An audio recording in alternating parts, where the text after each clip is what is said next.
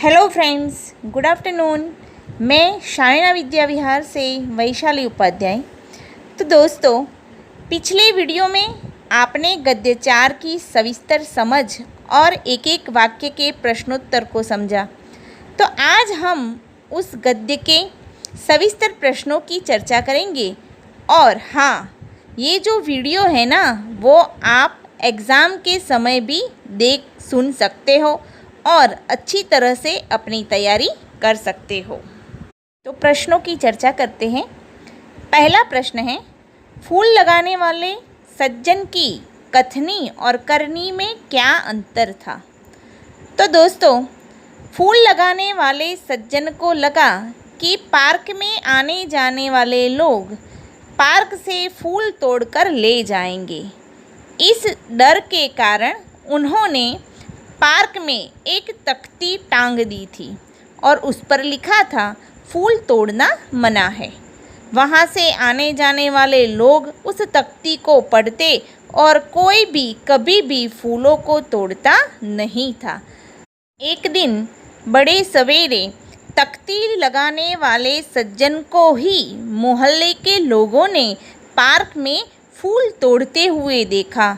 अब देखिए, जिस सज्जन ने लोगों को जो काम करने के लिए मना किया था, मतलब उन्होंने कहा था कि कोई भी पार्क से फूल न तोड़े, वही सज्जन खुद पार्क से फूल तोड़ रहे थे।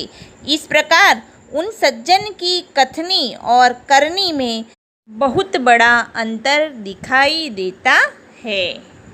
दूसरा प्रश्न है, बस कंडक्टर के व्यवहार में उसकी कथनी और करनी का भेद किस प्रकार प्रकट हुआ?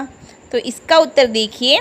बस कंडक्टर ने बस में यात्रा करते समय एक यात्री बीड़ी जलाकर पी रहा था।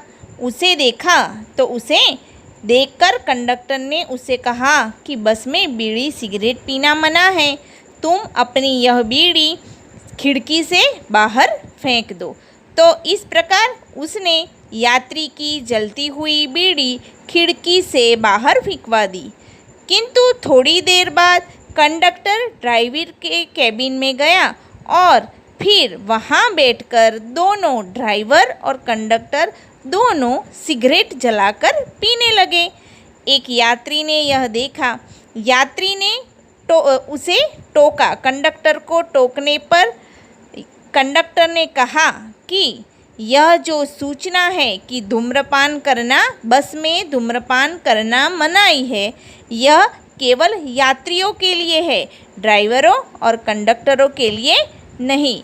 इस प्रकार कंडक्टर की कथनी और करनी में बहुत बड़ा भेद प्रकट हो रहा है। तीसरा प्रश्न है, दुकानदार की कथनी और करनी की पोल कैसे खुल गई?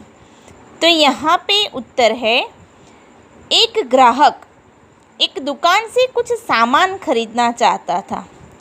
वह अपना स्कूटर लेकर दुकान पर गया और दुकान के सामने स्कूटर खड़ा कर रहा था।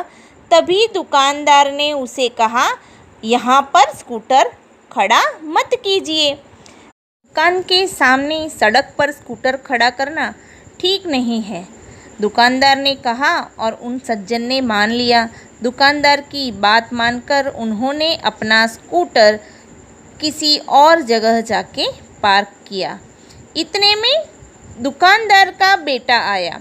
उसने अपना स्कूटर दुकान के सामने सड़क पर ही खड़ा कर दिया, परंतु दुकानदार ने उसे टोका भी नहीं और मना भी नहीं किया। इस तरह दुकानदार की कथनी और करनी में भी बहुत बड़ा अंतर था और इस प्रकार उनकी पोल भी खुल गई। चौथा प्रश्न है, किराएदार को शर्मिंदा क्यों होना पड़ा? इसका उत्तर है, एक दिन किराएदार के घर उनके मित्र उनसे बातें करने के लिए आए। किराएदार अपने घर में अपने मित्र के साथ बैठे हुए थे और उनसे बातें कर रहे थे। उसी समय मकान मालिक उससे 4 महीने से बाकी किराया लेने आया। 4 महीने का उनका किराया देना बाकी था, वो लेने मकान मालिक आया। उसने दरवाज़ा खटखटाया तो किराएदार ने खिड़की से झांककर देखा। उसने अपने बेटे को बड़ी अच्छी तरह से समझाकर बाहर भेजा और कहा कि इस तरह जाके तुम्हें कहना है। बेटा बाहर गया और उसने कहा, मेरे पिताजी ने कहा है कि वे घर पर नहीं है। बेटे की बात सुनकर मकान मालिक हंसने लगा और जो मित्र उनके घर में बैठे थे वो भी हंसने लगे। इस तरह किराएदार मित्र को अपनी कथनी और करनी में अंतर के लिए शर्मिंदा होना पड़ा। उन्हें बहुत ही शर्मिंदगी महसूस हुई। 5वां प्रश्न है, धूम्रपान का निषेध है, ऐसा कहाँ कहाँ और क्यों लिखा होता है? तो इसका उत्तर इस प्रकार है। धूम्रपान निषेध है ऐसा निम्न जगहों पर लिखा हुआ होता है। 1. रेलगाड़ियों में, 2. बसों में, 3. सार्वजनिक वाहनों में, 4. अस्पतालों में, 5. सिनेमागृहों में, 6. दवाखानों में, 7. बाग बगीचों में, 8. पुस्तकालय में, 9. प्रतीक्षालय में, 10. धर्मशाला में, 11. सार्वजनिक शौचालय आदि जगहों पर। इस तरह इन स्थानों पर धूम्रपान निषेध है ऐसा लिखा होता है। धूम्रपान निषेध है ऐसा क्यों लिखा होता है? तो इसका उत्तर है, धूम्रपान से हमारी हवा प्रदूषित होती है, वायु प्रदूषित होता है और प्रदूषित हवा के कारण हमें सांस लेने में तकलीफ़ होती है और साथ साथ हमारी छाती और फेफड़े की कई बीमारियां हमें हो सकती है। इसलिए सभी सार्वजनिक स्थानों पर धूम्रपान की मनाही की जाती है। आगे का प्रश्न है, लोग कहाँ कहाँ कतार में खड़े रहते हैं? तो उत्तर, लोग निम्नलिखित स्थानों पर कतार में खड़े रहते हैं। 1. राशन की दुकानों से राशन लेने के लिए। 2. लाइट, बिजली या जल अथवा टेलीफोन का बिल भरने के लिए। 3. बस में चढ़ने के लिए भी यात्री कतार में खड़े रहते हैं। 4. शहरों में मॉल में की गई खरीदी का बिल चुकाने के लिए। 5. बैंक में पैसे जमा करने या निकालने के लिए। 6. लोग ट्रेन, सर्कस, प्रदर्शनी और सिनेमा के टिकट लेने के लिए भी कतार में खड़े रहते हैं और कभी कभी मंदिरों में भी भगवान के दर्शन के लिए लोग कतार में खड़े रहते हैं। आगे का प्रश्न है, ईश्वर ने मनुष्य को अन्य प्राणियों से किस प्रकार श्रेष्ठ बनाया है? तो ईश्वर ने सभी प्राणियों में मनुष्य को विशिष्ट शक्तियाँ प्रदान की है, क्योंकि जो सोचने, विचारने और कल्पना करने की शक्ति और इसके लिए जो दिमाग है वो सिर्फ मनुष्य को ही मिला है। दिमाग को हम मस्तिष्क कहते हैं। तो ईश्वर ने मनुष्य को अच्छे बुरे का निर्णय करने के लिए विवेक बुद्धि भी दी है।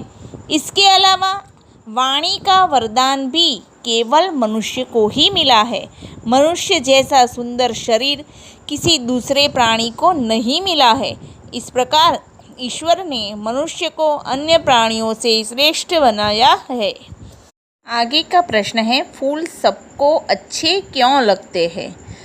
तो इसका उत्तर है, फूल बहुत ही सुंदर होते हैं, दिखते भी बहुत सुंदर है।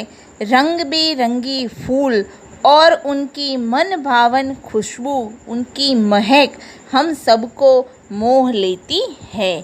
फूल प्राकृतिक गहनों का काम करते हैं। फूलों के तोरणों से स्थान और फूलों की मालाओं से मूर्तियों की शोभा बढ़ जाती है। फूलहार का उपयोग विशिष्ट व्यक्ति का सम्मान करने के लिए और भगवान के लिए भी हम करते हैं। अपने इन्हीं गुणों के कारण फूल सबको अच्छे लगते हैं। तो आशा रखती हूँ आप इन प्रश्नोत्तर को पूरी तरह समझ पाए होंगे। Okay, thank you. Hello friends.